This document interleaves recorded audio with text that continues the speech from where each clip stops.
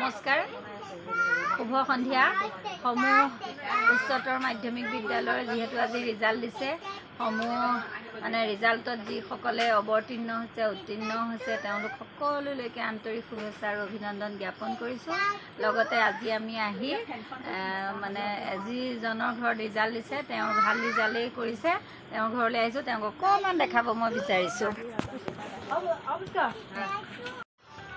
কি আছিলে তোমাৰ নামটো? দেৱজিৎ বিশ্বাস। দেৱজিৎ ক'ৰ পৰা পাছ কৰিছা তুমি? দৰ্শন কলেজৰ পৰা। দৰ্শন কলেজৰ পৰা পাছ কৰিছে।